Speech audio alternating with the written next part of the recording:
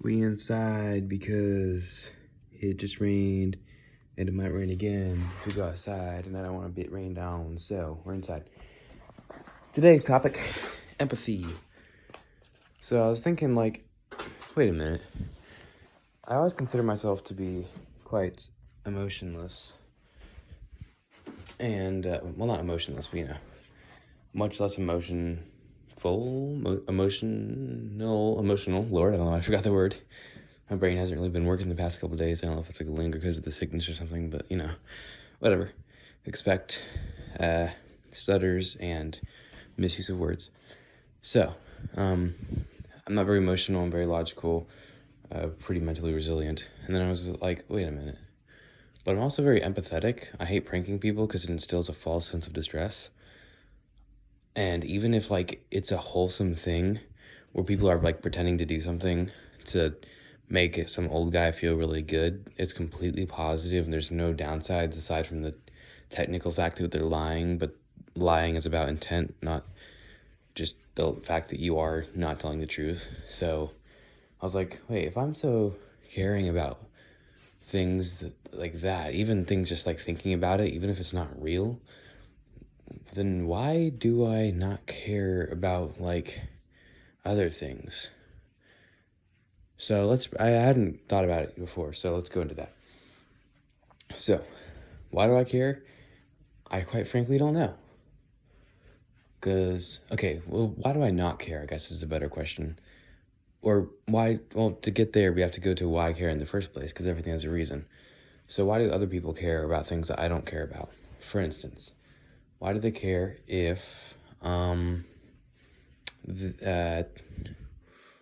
a movie, if someone loses their best friend, why do they care? I know it's fictional, and I personally do not give a crap, because I just get over it. I mean, maybe that's why, because you'll never, well, no, well, no, that's weird, because I hate negative tricks and I hate positive tricks. So, well, is it just the fact that it is a trick? Do I just hate, oh, is that it? If it's just, oh, well, that didn't take a lot of time to get to. I just realized, like, what's everything that I've become empathetic about, and it's kind of just anything that's a trick. Well, there you go. The one thing I get emotional about for some reason.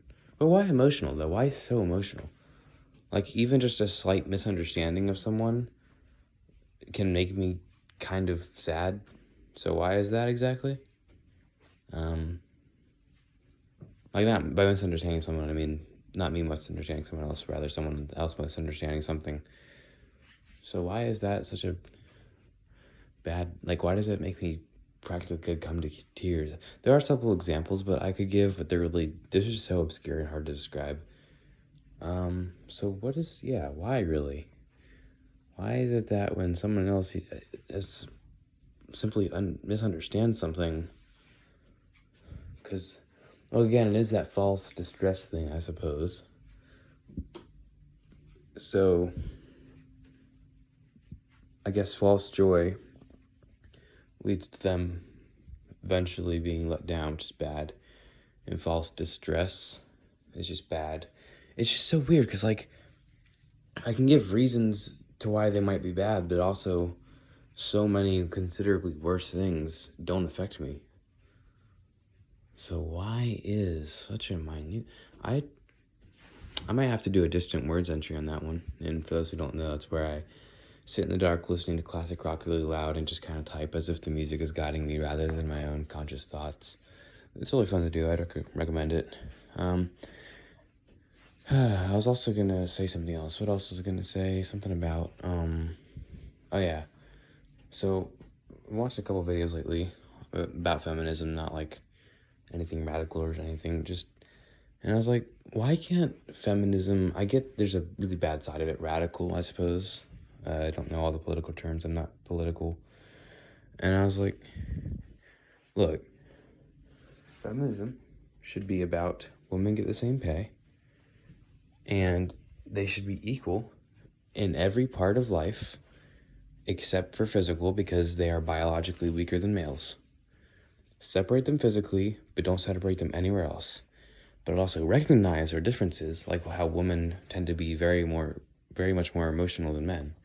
So definitely recognize that. You don't have to segregate them because of that or make assumptions or stereotypes about that, but you can definitely, recognize it and potentially prepare for it, but that shouldn't be the cause of anything major.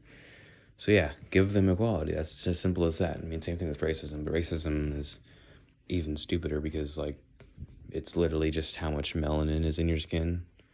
So that one's kind of dumb. I mean, very dumb, not kind of. That's like one of the dumbest things you can believe. I'd be like, if I just drew a red line on my arm and anyone who I was friends with did that just because it was kind of funny, and then someone else decided to massacre me, enslave me, trap me, making my lives terrible, and basically give me the most torturous existence imaginable just because I had that real line there because I don't like your red line. Kind of like the whole red Dorito, blue Dorito thing, If you know that, you know. If you don't, I'd recommend looking it up. Well, again, I don't know if that'll show up if you just look up red Dorito, blue Dorito. But if you look up Dorito racism, that'll definitely show up. And to those who don't know what I'm talking about, then you're probably very confused right now what I'm talking about. But yeah, put simply, racism is stupid. Mind-blowing thought. I bet you didn't know that. And to those who disagree, please don't go anywhere near me.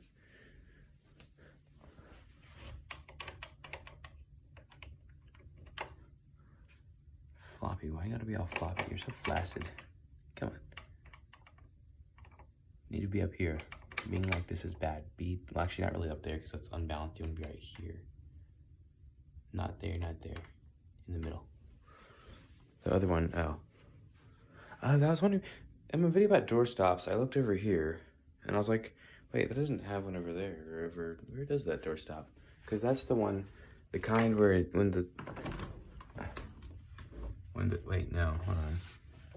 If we get in here, I can't show that all the way, because, down there, it hits the desk, but, I think if you opened it all the way, then it doesn't have it in here anymore, but it's a little stick with basically a miniature doorstop, and that would push it into the wall and stop it, maybe?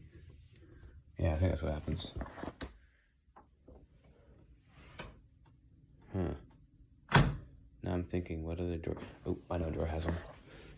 Come with me to the outside world. Oh, this one's also flaccid.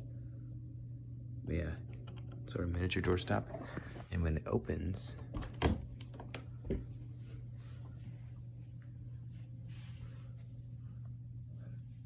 oh, wait. Oh, that's why it gets tensioned. It's supposed to be loose. Oh, okay, I get it now. So basically, this little plate, I never considered this plate comes out because it's attached to the door, because it's how a hinge works. And that part is what pushes against, against this. And then that's what pushes it into the wall, stopping it. And the tension part is when that kind of moves up and locks into place. Huh. Oh, so they're supposed to be like really tight. Never considered that. It's kind of cool. Oil. So yeah, I don't really have much else to talk about. And I have to stop for 10 more seconds. Gosh darn it. So God bless you. Hope you enjoyed. And as always, adios, mi amigos, and my friends. And I don't know friends in another language.